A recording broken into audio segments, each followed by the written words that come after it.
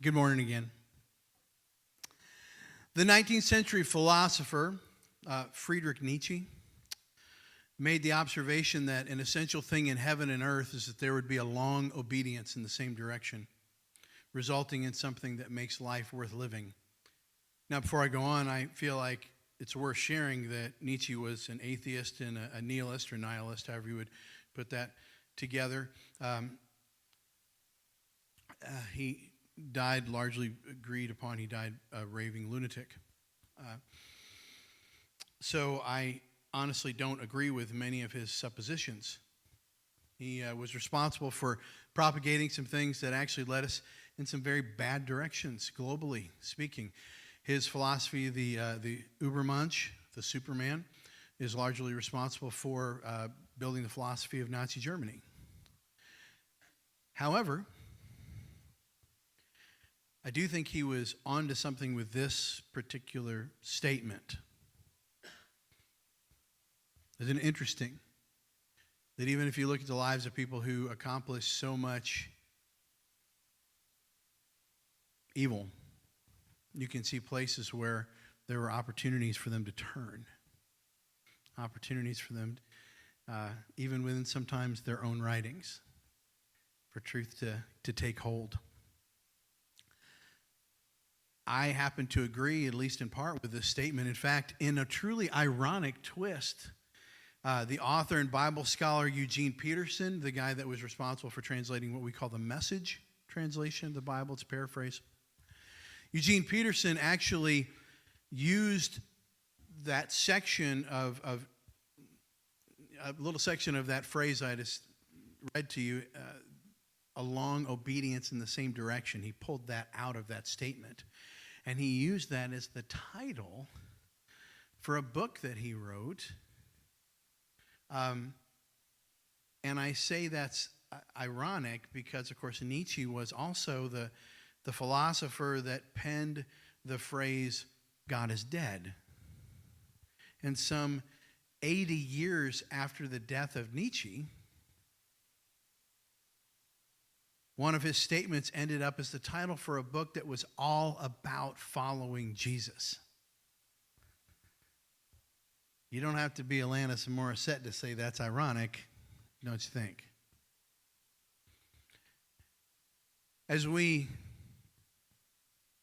kind of continue on this series, and I was doing a little more research, it was an interesting week for me because I had jury duty most of this week.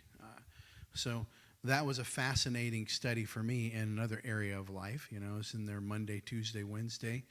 And so I was doing my research kind of in between and after, and most of my message was finished last weekend. But I had this one section that I was still thinking, how I was going to kind of get us into this last part of this series that we're in. And when I came across that statement, it really struck me.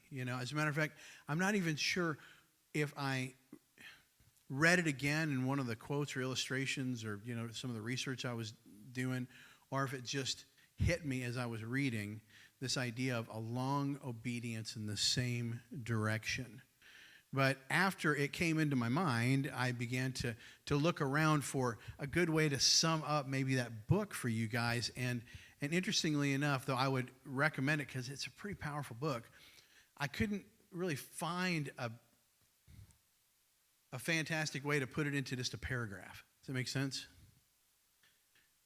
But I did find a blog post that was giving sort of a summation and partial abridgment of at least the first section of the book.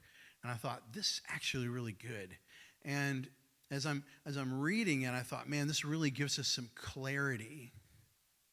And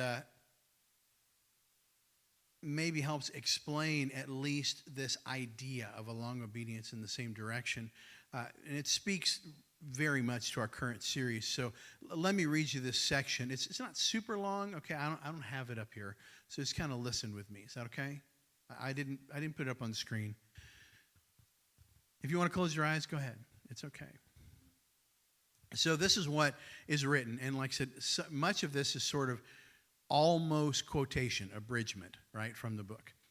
One aspect of the world that is harmful to Christians is the assumption that anything worthwhile can be acquired at once. I almost feel like I ought to read that again. One aspect of the world that is harmful to Christians is the assumption that anything worthwhile can be acquired at once. It's not difficult in this environment to get someone interested in the message of the gospel. It is terrifically difficult to sustain the interest. And I was already like, people have developed the lifestyle of a tourist and only want the high points. There's no desire to wait patiently and devoutly for true relationship with God. For recognizing the world's ways, there are two biblical designations for people of faith that are extremely useful. Now, I'm going to stop and step aside here and say that one of these words I've used repeatedly through the series, and one I have not, and it really spoke to my heart. So I hope both of them will speak to you right now. The two terms that they designate here are disciple, familiar, and pilgrim. And that one really, I thought, man, why have I not been using that term? Now, as a way of definition, it goes on to say, disciple says we are people who spend our lives apprenticed to our master, Jesus Christ. We're in a growing and learning relationship always. A disciple is a learner, but not primarily in the academic setting of a schoolroom, but rather at the work of a craftsman. We don't just acquire information about God, but skills in faith. Being a pilgrim means being a person who spends their life going someplace, going to God, and whose path for getting there is the way of Jesus Christ. This is because Jesus is the way, the truth, and the life. I love that summary. And gang, really, I mean, as I read it, I thought, this is exactly how I'm going to open this message with you guys, because it perfectly encapsulates what we've been talking about for the last few weeks, really, about following Jesus. The idea that following Jesus is about movement and transformation. We can come to him from wherever we are. He will take us as we are, where we are. But he wants us to follow him somewhere better. Somewhere better. A place where we're complete, where we're continuing to become what he has for us. So often when that was explained to me when I was a young believer, it was almost like it was explained as he transforms us into who we're supposed to be. And you know, that gave me more of the impression of boot camp. You know, I remember when a good buddy of mine, who I knew almost as long, I talk a lot about my buddy Kevin. I have another good friend, his name is Jerry, and knew him, I've known him as long as, a little bit longer than I knew Kevin, if that's even possible. How's that even possible? I mean, literally, I am 50 years old. I've known Kevin since I was in the second grade and he was in the first. I've known Jerry since I was in the first grade. How do you stay friends with somebody that long? I don't know. He's a great guy. He's a fantastic guy. I remember when I was a year older than Jerry as well, just like I am of Kevin. And I remember we kind of got out of school, high school, and then your path sort of diverges a little bit sometimes after that. And he went into the military and joined the Army and became an MP, and actually was in Panama.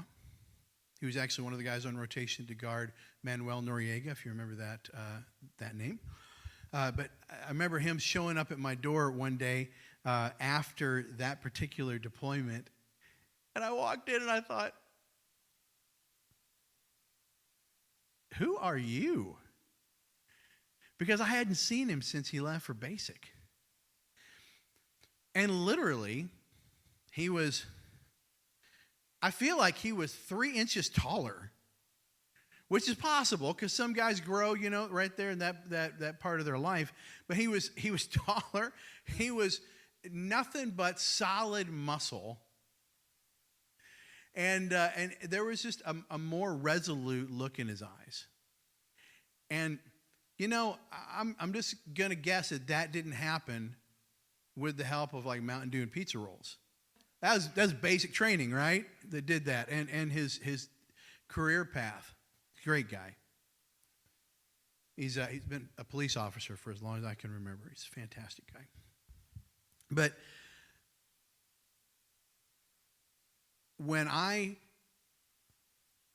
heard people talking about discipleship and this idea of becoming, the idea that always hit me was this idea of basic training. And the thing that I think I never took into account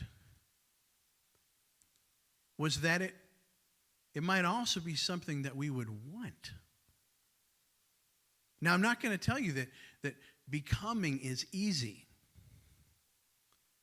because as you grow in anything, there's some work involved, right? But I don't want us to end this particular series thinking erroneously, as I did for so many years, that, if you're really doing it right, you shouldn't be enjoying yourself. If you're really following after Jesus, you're going to be more stoic. You're going to be more serious. Because the God of the universe, though growth is challenging, also is the God that gave us emotions like joy. So when I say he wants us to follow him to somewhere better, it's not just about that sort of dirt-faced, tough mudder kind of crawling through the mud pit kind of journey where you come out and you're filthy and you're like, okay, I'm done. It's not all those kinds of things. There's a lot of joy involved in following Christ too. And I don't know, for whatever reason, I feel like today as we sort of close things out, I needed to say that because I feel like we often look at this idea of discipleship as something that is for other people or for some spiritually elite group, like the spiritual Iron Man kind of thing. Oh, they're on a path of discipleship. It's like the triathlon of Christianity, The reality is, yes, it's not easy. But it's the path that he wants everybody on. And there's a lot of joy in that journey too. All right, I just really felt like we need to get that out on the table before we go. Because the last thing that I want to do is to talk some more and for us to leave and for nobody to feel challenged to walk on this path any further or any deeper than they've gone up to this point. Now, I also think that this little statement that I read from that abridgment, that summary of a long obedience in the same direction, it also reinforces the idea that following Jesus is essentially comprised of one kind of big decision followed by a series of ongoing smaller decisions. And so the idea of following, yes, it's not always easy. There's a lot of joy in it, but we have a role to play in it all the way through. We have a daily choice to make. Am I going to follow? And it may sometimes feel like it's a choice that you make sort of by the hour, maybe sometimes in some circumstances by the moment. Am I still going to follow? Am I still going to follow? Am I still going to follow? And since we're all human, some of the choices that we make are going to be better than others. Am I wrong? I mean, can we just talk today? Cool. Good. Since we're all human, some of our choices are going to be better than other choices, but they will all impact us. In fact, I would go so far, and if you're taking notes, I'd say it this way. Today's decisions determine tomorrow's destination. Today's decisions, they determine where we're going to end up, tomorrow's destination or our destination down the road. So this morning, as we wrap the series up, I want to take an honest look at what following through looks like. And I think one of the most interesting examples, one that I come back to again and again when I read about this stuff, interestingly enough, my wife was listening to this book this morning, is the story of Nehemiah. So we're going to end up in Nehemiah a little bit today, in the Old Testament.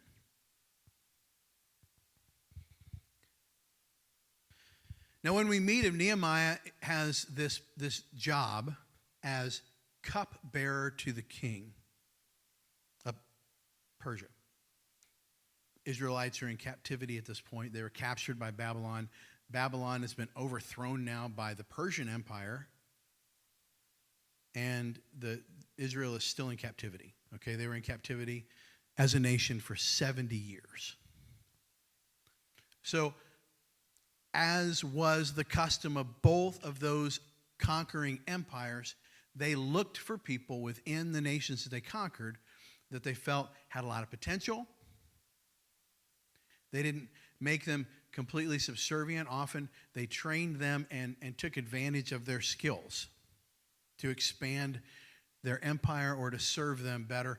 And so Nehemiah, this Israeli, who was probably born in captivity, is now the cupbearer to the king of Persia. And I know sometimes it's kind of a fuzzy title, right? I mean, well, in some ways it's really clear, the cupbearer. But there was a lot more to it than that. And of course, yeah, we always think about the cupbearer being the guy that tastes the king's wine before he drinks it to make sure it's not poison. So, not exactly what some people would consider to be an enviable position. But see, here's the thing. Because it was such an important job, the king had to implicitly trust this person. Because they had to trust that they weren't faking it. That they weren't going to somehow put the wine in their mouth, not swallow it, or pretend to drink and pass it off to the king. They were going to have to trust that individual. And because of that level of trust, that person was also typically in charge of the king's household, like oftentimes in charge of the palace and everything that was going on. So that job, I guess, I don't even know how to describe it, because we don't really have anything. We don't have a lot of things that compare to that today. There aren't a lot of positions that you're gonna get hired onto on Monster that involve potentially being poisoned for the sake of the head of the CEO of the company. You're going to be the lunch buddy for the CEO and make sure that everything that he tastes isn't poisoned. Maybe that's a thing someplace.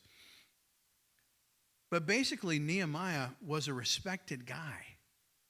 And he had an established, secure place in Persian society. So, as far as captives go, he was doing pretty well for himself. He had distinguished himself. He is the guy in charge of the king's household. But here's what I want you to catch. Even though he had this respected position, he didn't really use that position to define who he was. First and foremost, we understand that he was a child of God. We understand that because of what he does in the book that bears his name. But what we find out toward the beginning of his book is that he gets word, somebody comes back from Jerusalem and reports that basically everything is still in ruins. The city's still in ruins. The walls are still broken down. Everything's still kind of a big mess. And it really troubles him. And so this leads him to pray this really incredibly bold, dangerous prayer. First, he confesses his own sin. And then he confesses the sin of his people. And then he asks the Lord to help him rebuild the walls of Jerusalem.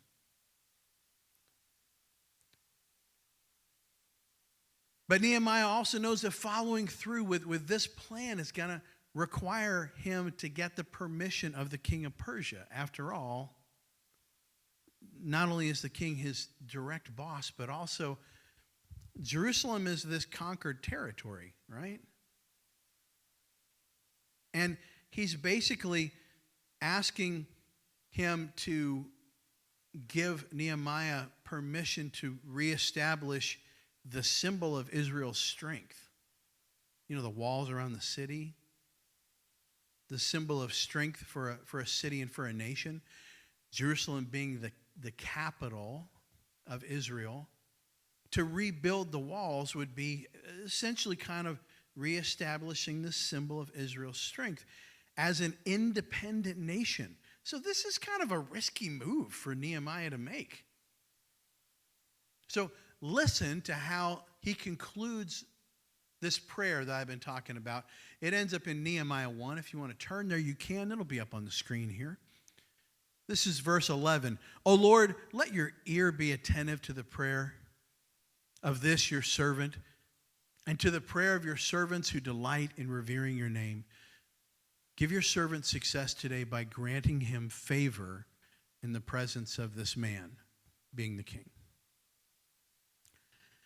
So, as we kind of wind the series down, and based on everything I talked about in the beginning here, I feel like it's a healthy thing for us to do a little self-evaluation and ask ourselves, am I truly seeking to follow Jesus? Do I want to walk a path that will reframe my life for the better? Do I really want to do that? If you've been coming and you're thinking, yeah, I really want to go further than I've gone, then based on what we see in Nehemiah's life, the first thing we got to understand is that following God is risky.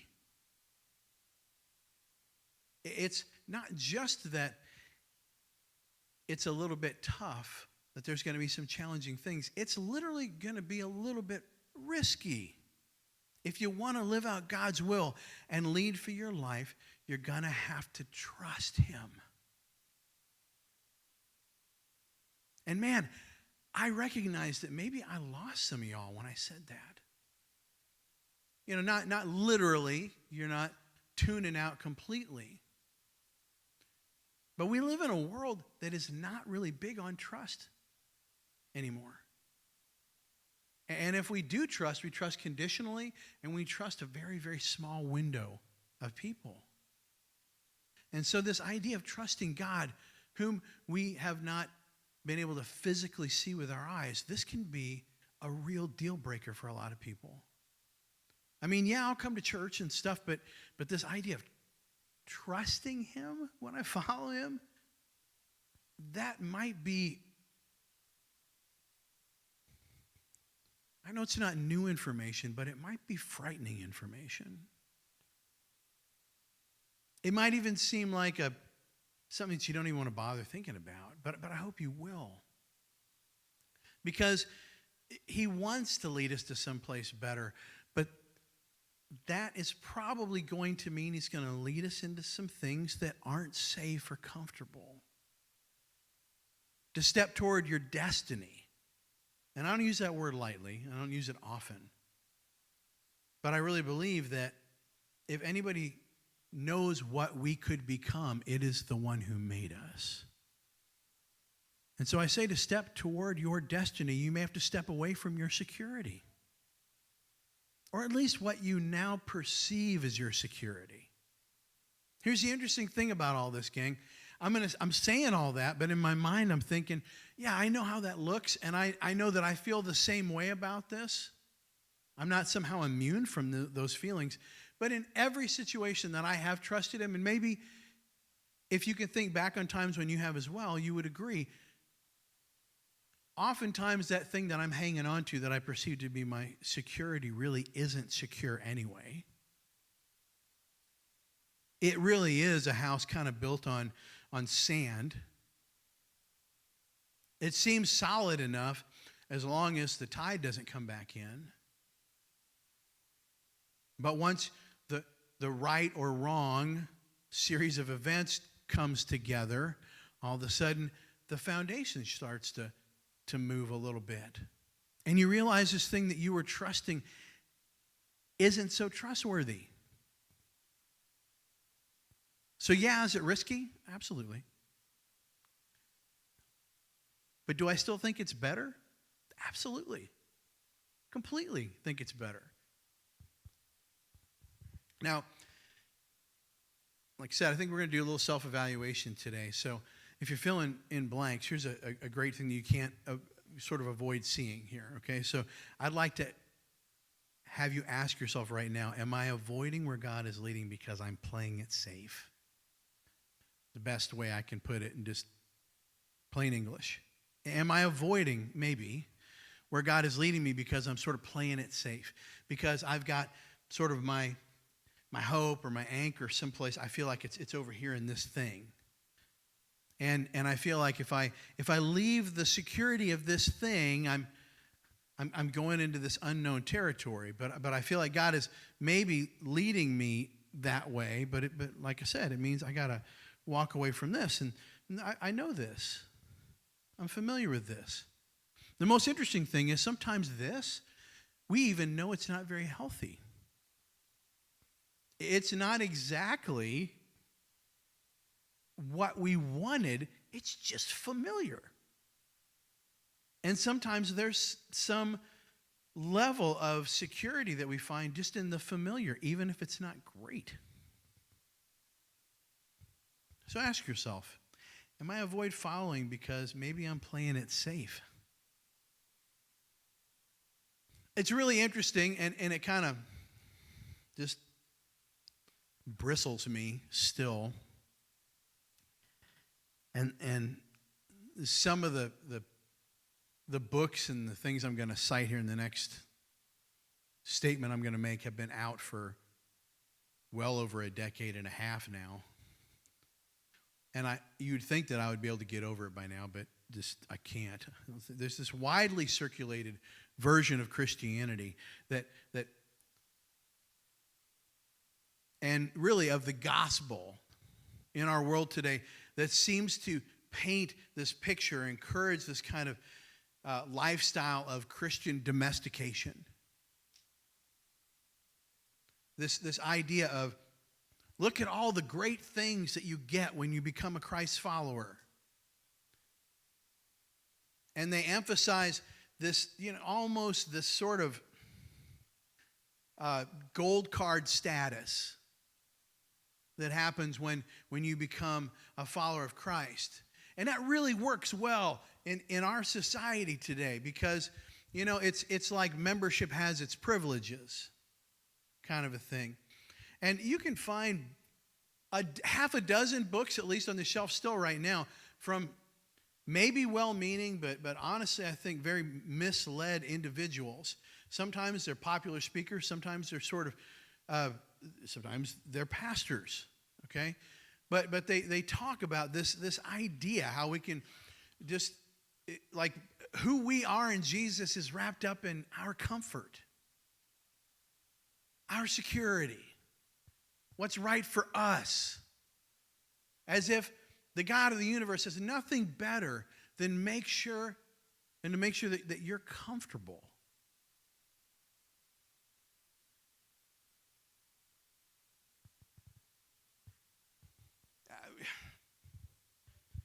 I'm just going to say it.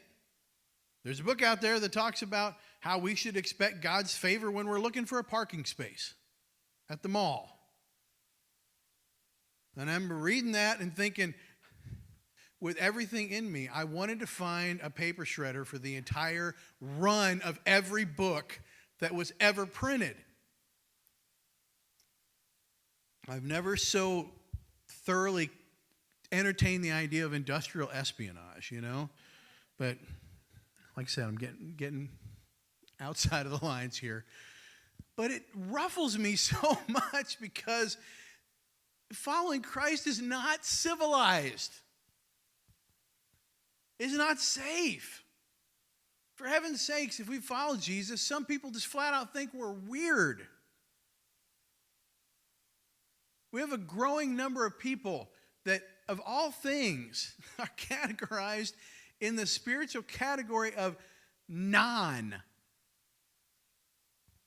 Not anti, not pro, non. We have a growing number of people in our society that are just like, yeah, whatever, but it's not for me. I'm not going to do that. Nothing has ever scared me so much as a pastor. Nothing. People that love Nietzsche and all the contemporary atheists in that movement, that doesn't scare me and bother me. I've had great conversations with people that don't believe. What scares me is people that don't care. They just don't care. And the scariest thing about that is that, guys, I feel like living a life in this civilized version of Christianity, it incubates the idea that it's okay not to care. Because I can tell you this, if that civilized, safe, privileged world of Christianity is truth, then I don't want it either. I can think of a lot of things I could be doing today. I mean, if that really is truth, I just as soon not. Just honestly. If that's really what it is, if that's truth, if that's really what this book says, then I would just as soon not participate. So if anybody that is currently non is ever going to see any reason to consider believing, it's going to have to be written all over the lives of the people that live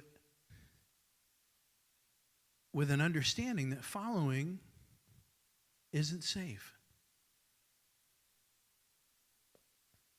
Because if you don't understand that, you're never going to enter into the risk that will give you the destiny that following was meant to give you.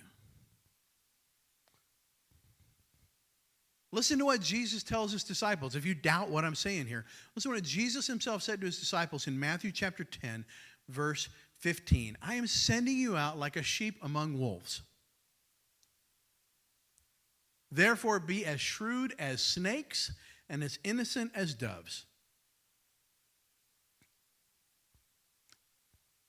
There's probably an entire small group study of about 4 weeks that could be wrapped up in that one statement.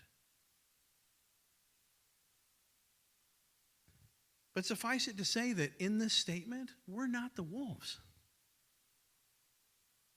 I'm sending you out like sheep among wolves.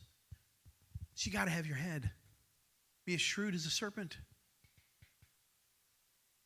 But don't be corrupted. Be as innocent as a dove. Does that sound safe? I mean, it doesn't sound safe to me. Do you ever watch those David Atterbury BBC Planet Earth nature specials? The British guy if you have, chances are you've seen this exchange. We're someplace, And he talks about the landscape. The expansive Serengeti, you know, this beautiful, epic scene. And on it, a mother prairie chicken and her young chick. And, you know, and so it's the most vulnerable thing in the world. And then introduces across the field the most beastly beast you could possibly imagine. And what will play out? I mean, that's the storyline for half of these shows. And you're always like, you're rooting for that little prairie chicken, aren't you? You know, it's like, run, prairie chicken, run, you know. Even though you might go eat Popeyes later on today. You know. But that came from the store. It's different. But anyway. We think in those terms, and then if we're going to live out that comfortable, safe version of Christianity, we're going to take this scripture and make it not mean that we're the prairie chicken. You know, we're going to have to, if we want to be safe and comfortable, we're going to have to basically erase that from the Gospels. Now, like I said, it doesn't sound safe or comfortable, but it doesn't mean he wants us to live in fear. And that's the beautiful thing about this. Yeah, it's risky, but before Jesus was arrested, okay? And trust me, if we're reading the Gospels, this is the climax of what's happening. He gets arrested, and then what's next is a mock trial and then the cross. And before all this happens, and I really believe Jesus knew this was going to happen. Well, how do you know? Well, because he said so. They're heading to Jerusalem. He's telling the disciples, hey, you know, we're going to go to Jerusalem and the Son of Man's going to be arrested. And he's going to be killed. Me. That's going to happen to me. So before this happens, him knowing full well what's going to happen, he tells his disciples in John chapter 14, verse 27, peace I leave with you. My peace I give to you. I do not give as the world gives. So do not let your hearts be troubled and do not be afraid. He gave them that blessing, that benediction before he went to the cross. Do not be afraid. See, because this life is risky, but gang, we are on the side that wins. I don't care how many movies come out that draw lots of crowds because they're scary. The enemy is not more powerful than the God of the universe. You stand with a God who will fight for you. So if you're seeking to follow his will for your life, I believe that God is saying, don't be afraid. Trust me. Take the risk. Take that step. You're never going to finish something, gang, that you don't start. If you've been thinking about this and you're thinking, well, yeah, I mean, this sounds good, but I don't know if I can do that. Or, you know, well, you'll never know unless you take that step. And I'm not the first one that's ever thought that. I mean, we go back to someone that's considered to be a church father, Francis of Assisi. It's quoted as saying, start by doing what is necessary, then what is possible, and suddenly you are doing the impossible. This is the way it happened to Nehemiah. After praying that bold prayer that we read a few minutes ago, he asked the king's permission. He goes to the king and he asks for permission to leave Persia, to go rebuild the walls of Jerusalem. Man, that is bold. And God causes the king to give Nehemiah favor. but not the kind of favor that gets you a better parking space. I mean, maybe in Jerusalem you got a better parking space. I don't know. But he gives him the favor of the king, granting his request, and then supplying Nehemiah with the permits and the finances and the transportation to make it all happen. The king basically finances the expedition to rebuild the walls of Jerusalem. Now, if we want to talk about finding God's favor by taking a risk, that's what I'm talking about. To do something bold that makes a statement and some kind of advance for the kingdom.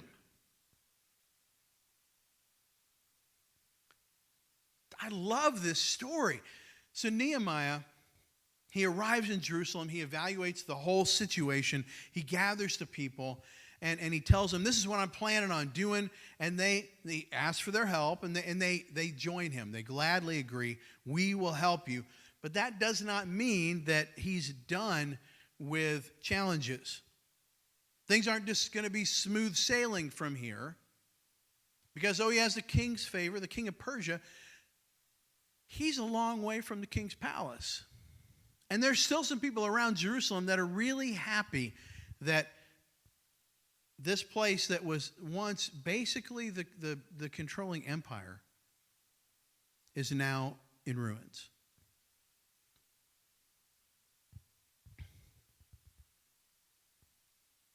There were people opposed to Nehemiah, is what I'm saying.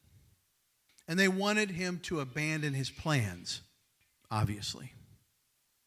And at this point, his example gives us another really valuable lesson, okay? And the lesson is this: be bold when you face opposition.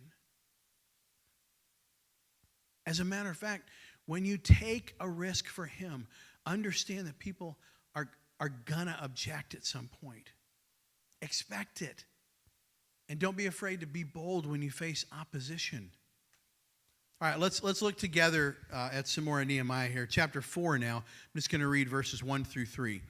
When Sanballat heard that we were rebuilding the wall, he became angry and was greatly incensed. He ridiculed the Jews, and in the presence of his associates and the army of Samaria, he said, "What are these feeble Jews doing?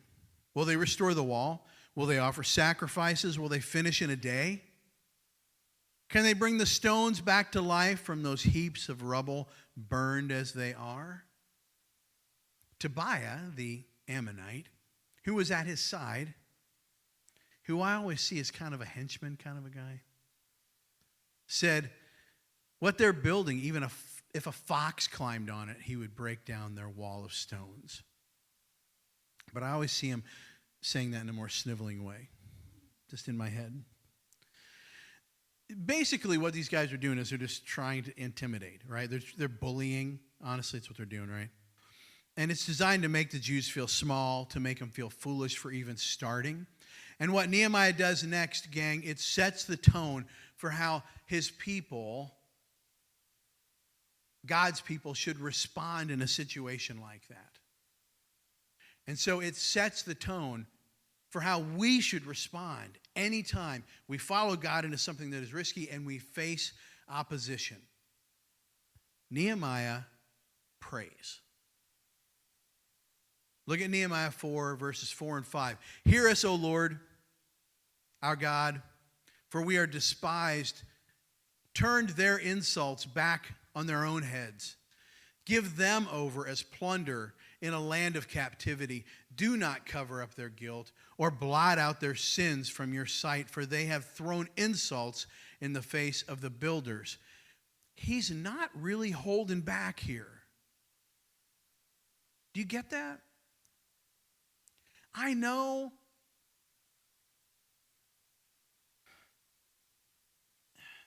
and it's not just guys. Ladies and gentlemen, I know that when we get mad or when something happens, often we want to say something to that person.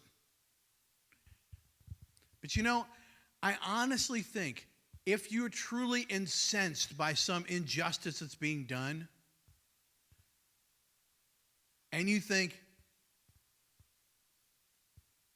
what you really want to say is something to the effect of, you are so wrong, you will never be right. And I will do everything in my power to stop you, right? I mean, it's kind of, we usually say it more colorfully. We think it more colorfully. Sometimes there are verbal threats made. I don't know. I'm just saying. But what if we talked to God about people before we talk to people? What if we just tried to make it our like kind of just the way it works in our head? We just try to make that the habit, and we get really mad about something, and what we really need to do right now is to go and talk to God about it. I think too many people think, well, I can't, because what if I said something? Like, do you think that he doesn't hear you all the time? I mean, seriously. Well, I wasn't talking to him, so I didn't think he really heard what I was saying. I mean, like, you're not going to be surprised. Sorry, he's not going to be surprised. He won't be caught off guard. He won't be like, wait, what did you say? I didn't know you talked like that. You never talk like that when you're around me. I mean, see how ludicrous that is? Like, here's how ludicrous it is. Parents, I'm going to talk to y'all for a second, who have watched kids grow. Are you ever shocked when you discover that your kid now cusses? Are you ever at the point where you're like, you started to curse? Like, you never curse when you're around me. Don't you kind of know when that happens? There's this forecast that kids do because they start to measure their conversation with you, right? You start to hear them say, they sort of back up and they start talking again, and you're like, I know, yeah. That was coming out a different way. And then you sort of backed up, went down, changed lanes a little bit. And if you don't have kids, you remember when you were the kid and you did that. I think sometimes we honestly think that God doesn't know what's going on with us.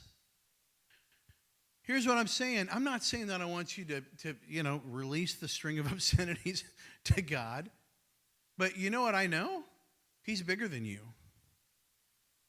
And if at some point you're so mad that you could cuss, and you do when you're in the middle of a prayer, I would rather have you do that than let that fly in front of somebody else. Truthfully, I would rather we measure our behavior by how it honors God first. And when we feel the injustice that I know everybody feels this injustice. Am I wrong? We feel this world is unjust right now. We live in a world where we feel like constantly, and spoiler alert,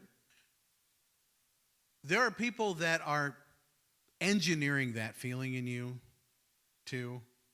I'm just saying it, because the enemy is still active. Remember, a lot of times people don't have nearly as much angst at each other as they have in common if they're able to discuss it. I'm just saying. It's not a political sermon, but I'm just saying. Any group of people can be united to some extent to get the right thing done. We just have to sometimes lay aside the part of us that wants to attack, and we have to ask ourselves, why do I feel that way? I think we would be better off if we would just pour our heart out to God, like Nehemiah did. Listen to what he says. Hear us, our God, for we are despised. And then he says, turned their insults back on their own heads. Do you know what that means? What they said to us, make it come to pass in their life. Is that gentle? I mean, he's basically saying, knock down their walls. The big lesson I get is pretty simple. When we face opposition for following God's lead, the first thing we're supposed to do is pray. That doesn't mean it's just going to get better from there, though, right? I mean, I haven't said that. You do this and then everything will get better. This is the right thing to do. And I happen to think it's a thing that makes us feel, when we're done, the most like we have accomplished something as well. Have you ever been so angry and you let that out, and then later you found that it really didn't help you feel less angry? I mean, I have. Because I think sometimes we're venting just in any direction we can because the pressure is so built up inside us. But, how about the ability to vent to someone who actually could do something about it and who we know hears us and still loves us at the end of it? I happen to think you can vent to God and walk away and go, all right, I'm a little bit better. This is helping. But see, that didn't mean that the Tobiah, the henchman, and Sanballat, the kind of ringleader here, it didn't mean that they were going to stop. Their opposition is really kind of just ratcheting up. Nehemiah 4:7, but when Sanballat, Tobiah, the Arabs, the Ammonites, and the men of Ashdod heard that the repairs to Jerusalem walls had gone ahead and that the gaps were being closed, they were very angry. And they all plotted to come and fight against Jerusalem and stir up trouble. This is more serious than the first threat. He's not just bullying, they're making plans now. It's like one thing for the bully to make fun of you. It's another thing for him to come to you, push you against a locker and say, today, 3 o'clock in the playground after school, I'm beating you up. Right? I mean, that ratchets things up a little bit. You have to make a decision. Either to find a back door or to walk out into the playground. So, this is interesting. Because not long after this is when they actually start to talk about killing people in Nehemiah. Tobiah, Sanballat, the rest of the groups. They talk about killing the Jews. So, this is really starting to get real because these people working on the wall are completely exposed, right? I mean, they are right out there. So it's interesting what Nehemiah does in response to this. This is verse 9 in chapter 4. It says, but we prayed to our God and posted a guard day and night to meet the threat. Now, Nehemiah continues to pray, plus this additional action. It shows how much he trusts God because, guys, I gotta tell you, it's not he prayed first and then he brought the muscle because that's what really was going to do it. I'm sorry. Here's what Nehemiah knows. The Jews are not capable of repelling an attack right now. They're not. They are a broken people. The bulk of the nation is still in captivity. They don't have an army. They have a bunch of families that are in Jerusalem that were sent there or kept there just to keep that city from being overgrown and reclaimed by the land. That's essentially it.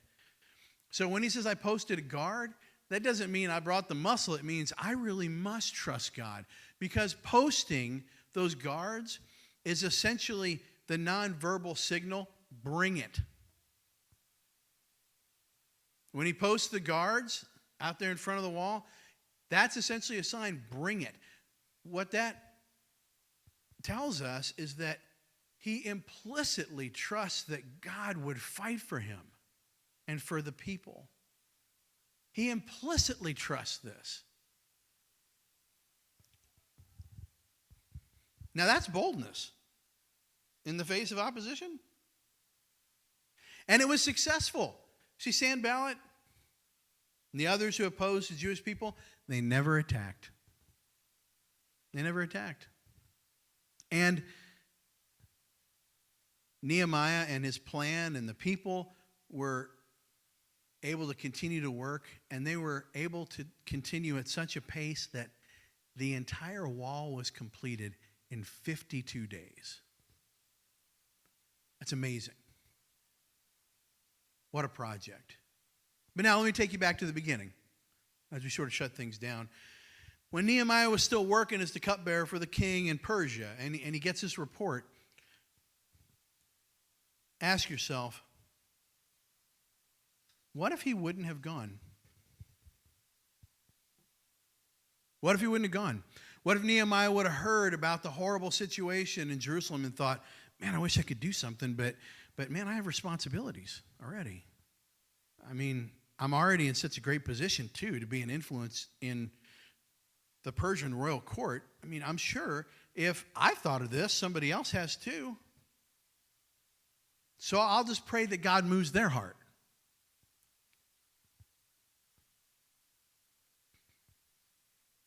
It's your final fill in the blank. Nehemiah was able to follow God's lead for his life because he was willing to put his faith into action.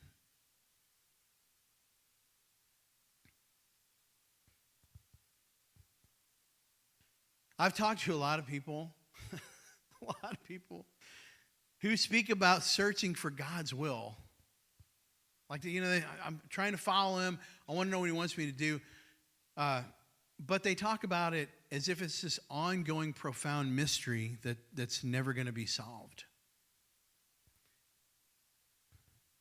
Gang, that might be accurate if God was this distant deity that didn't really care or communicate with us. But the whole of this Bible is God's inspired word to us. Everything in here is him speaking words of hope and power and challenge and sometimes a little bit of redirection and reproach to us. He's not inactive. And he is not silent. But sometimes, we're just not listening.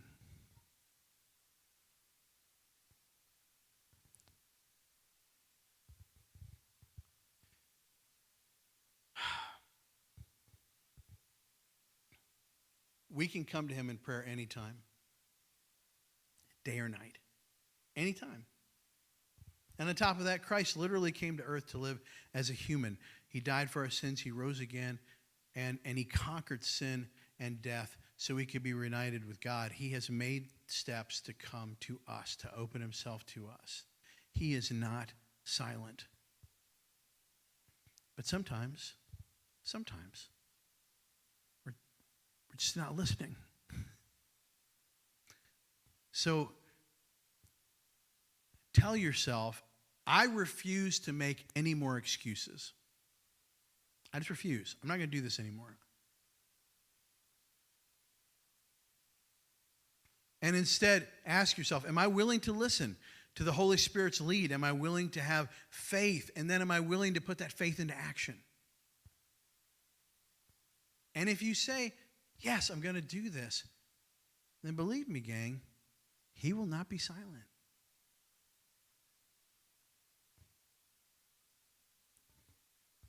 Rebuilding the wall of Jerusalem, pretty important task. It was a noble thing.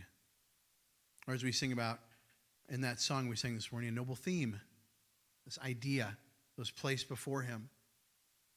It was also very intense, probably extremely intimidating. But he trusted God, and he trusted that he hadn't brought him there to fail. So he followed God's lead out of that trust, and he was successful. So what noble theme has God been calling you to? Because I know it's there. I know it's there. Because remember at the very beginning, this following thing, this disciple thing, this pilgrim thing, it's not the Iron Man of Christianity. It's not just for certain people that are willing to be the elite and the exception. He's calling all of us together. He didn't bring you here to fail. After all, he didn't hesitate to take the first step toward us.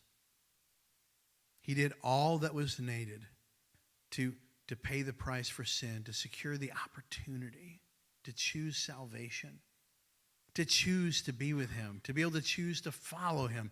And he is a God that has never and will never fail. So why should we hesitate if he's walking with us? The only way we truly fail is if we walk without him, we walk away, or we refuse to walk at all.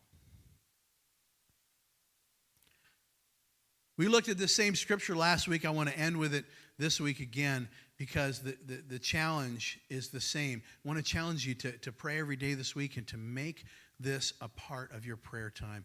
Psalm 25, 4 and 5. Show me the right path, O Lord. Point out the road for me to follow. Lead me by your truth and teach me. For you are the God who saves me.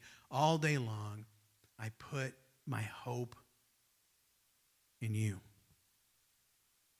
Let's pray together.